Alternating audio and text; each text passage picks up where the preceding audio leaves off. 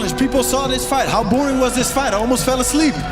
It was 29 actions in a full 29 actions. Fuck him, you know, I beat him once.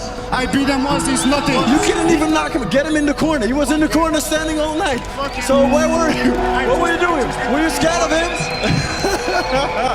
Oh my God. Let's make it happen, man. I'm ready for this guy. I'm ready for any guy. But if he wants it, let's do it. We got this. It was an exciting fight for the people to watch. So for the rest, yeah, he hit me in the first round. I think that's like, yeah, the only serious punch he landed. Then I hear like discussions like, yeah, in the third round Rico got hit. Well, I was making a low kick and he like punched me in the forehead. Because I was on one leg, I got out of balance. I turned around, stand up, boom, let's go. So yeah, maybe that was an 8 count. Come on guys, got it.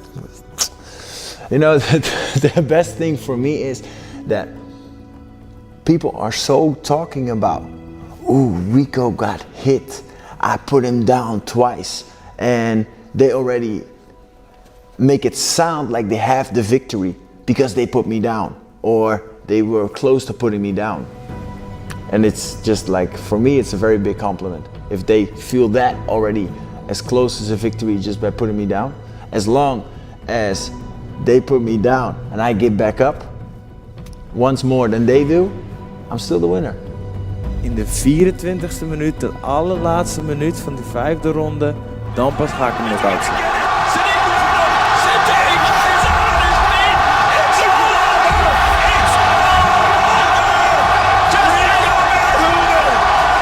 Just as Rico predicted, he wanted to take this fight into the 5th round and get the finish in the 5th round, and he did just that.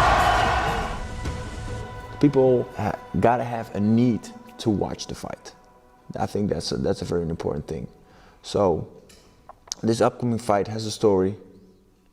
Yeah, the fight with Bader has a story. So we got some fights that has story, and there's enough competition, you know. But it's just like the biggest difference is they can't outwork me. I work harder than all these guys. For me, my mindset is every day I'm with my back against the wall. Because I knew hard times as well. I knew hard times that I had like just a small amount of money to buy gas, to buy diapers for my kids and to take care of my family. But in my mind, that was yesterday and I never want to go back to that time. So you can only go one way. And that's straightforward. And even though I'm successful today, in my mind, I wasn't successful yesterday. And that keeps me motivated and driven to go 100% each day. And yeah, just make sure I work everybody and be in great shape and keep winning fights. Everybody's very good in the gym, but in the ring, it's like a whole different level because it comes like a lot of more tension and stress and pressure. And if I can be as good as I'm here in the gym, in the ring, well, they're gonna have another problem. They're gonna have Rico at a whole different level. Like I think in the ring, I'm like at 80% of what I'm normally capable of in the training. Last fight, I think I was at 70%. The last fight wasn't my best. But like I said, it is what it is. I had a lot going on, which distracted me of my main goal. And yeah, that's like, for me, it was a very important lesson to learn that the mental part that comes with what we do is so much more important than the physical part. The physical part helped me. Because I was physically in such good shape, I was able to resist all the blows I got and the downs and whatever. Because I was physically strong, we could bear. But because I was mentally out of balance, I wasn't like there where I normally am, where I fight, like mentally. So I think that's what the biggest difference was for me, and that like was the lesson for me. Like mentally, you should be such in balance, and if you're out of balance, the ring is not a nice place to be. There are so much more factors that make you successful, because talent, you're born with talent, and that's just like one thing. Because when somebody that's talented and just does what he does and whatever, he can be pretty good. But people that work hard can pass people that are very talented. But when talent starts working hard, it like excels, goes to another level. So, and I don't see myself as the most talented out there, but I am the hardest worker, without a doubt. The best heavyweight kickboxer on the planet. He is the reigning and defending undisputed heavyweight champion of the world, the king of kickboxing, Rيكو.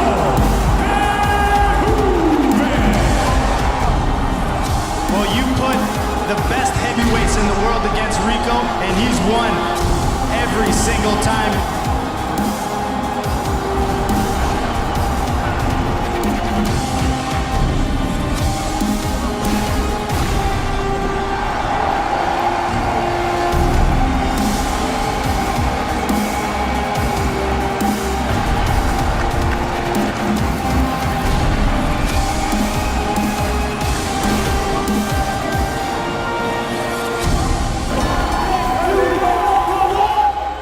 How does the world look like? Rيko's still champion. Hopefully another good fight coming up versus whoever. And yeah, I think what I hope most is that this whole sport keeps evolving and keeps going to the next level. Especially now with us being in pay-per-view mode, and the world also having the need of something like that.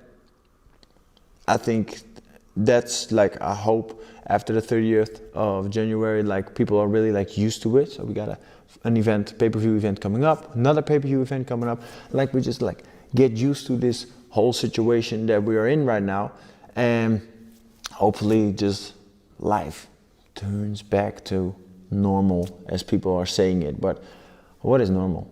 Because now wearing face masks and everything starts getting normal. So staying distance instead of giving everybody a hand, just the elbow, the COVID greet.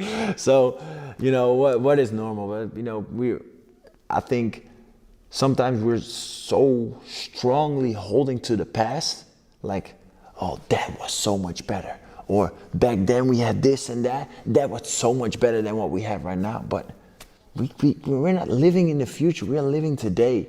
So just embrace everything you have, embrace that you're healthy, embrace the lessons that life teaches us, and just keep moving forward, stay happy.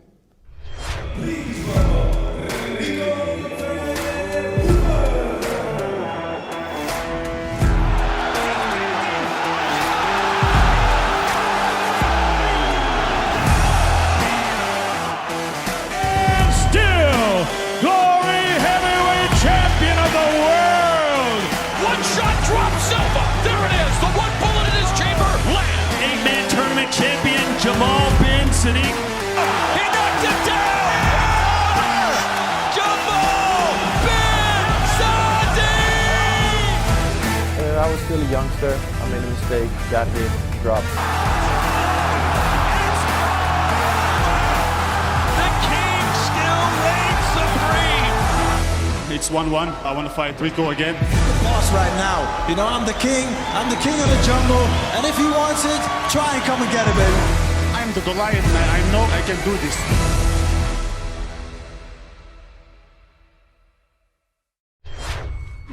Well, Joe, you've been in kickboxing all your life. I'm putting this out there. You got to answer me. Is Rيكو Verhoeven the greatest heavyweight kickboxer that's ever lived? Well, it's I would have to say if he's not, he's very close to it. We've seen him just so dominant, 8 years, 10 title defenses, and just barely being hurt in that title reign. So it's very close. I think he's only, just cracked 30 years old. I think he's got more to develop, more potential to see. And even if you ask Dennis Crowell, he will tell you Rico's not even close to his potential. So that says a lot. So if he's not there, he's going to be there very, very soon. But I don't want you to count out Jamal Ben Sadiq yet, man. We've seen that power, 80% finish. Well, we've seen their fights against common opponents. Look back at the classic title fight at Glory 49. We've taken a closer look at both the King and the Goliath. And make no mistake about it, this rivalry is at a fever pitch. Well, he spit me in the face, so I think that's a good way to start. For me, he's such a disrespectful person. He's not like a true sportsman. He's not an athlete. But if you're a true sportsman, you have respect for everybody. I will knock him out in the second round. You gotta take a loss to become a boss. And I'm the boss right now. I'm the king. I'm the king of the jungle. And if he wants it, try and come and get it, baby.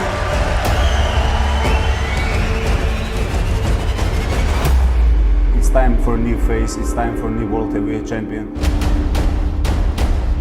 And that will be me. He doesn't have a heart. When things get tough, that's show who the real fighter is. I waited 2 years for this fight. He was very lucky in the tournament, very lucky. I'm a different fighter at the moment.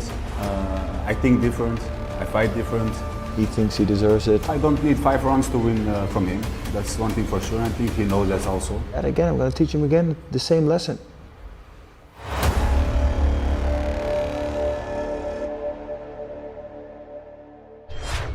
Well, ladies and gentlemen, the time for talking is almost over. January 30th live on pay-per-view. Joseph Valtellini, we've got 4 world title fights on this card. Have you ever seen a card quite like this one?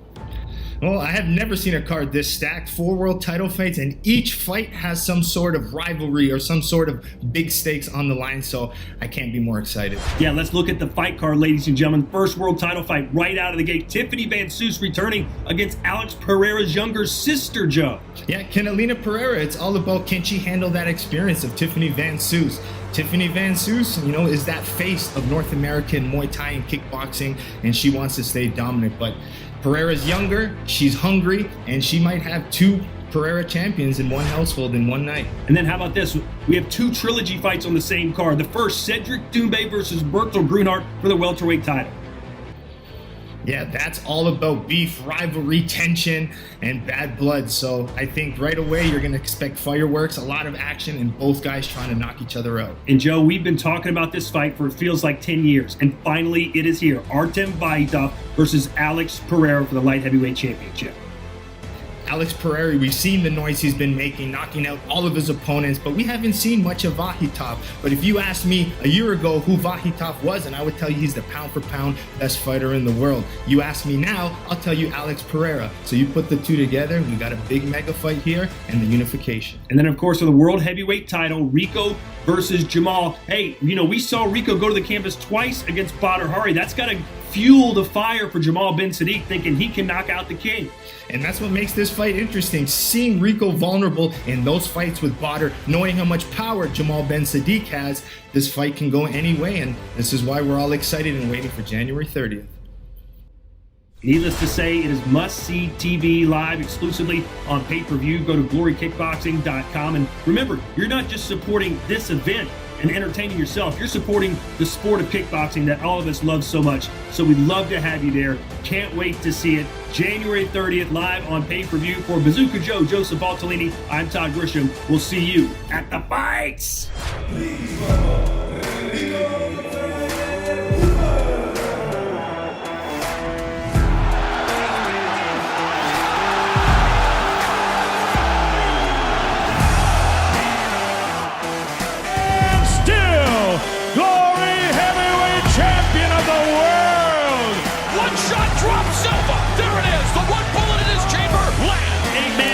Champion Jamal Ben Sadiq. He knocked him down!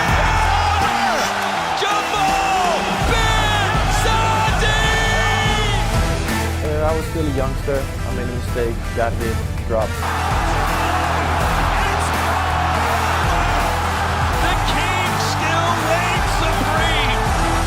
It's 1-1. I want to fight Rico again. The boss right now. You know, I'm the king of the jungle, and if he wants it, try and come and get it, baby.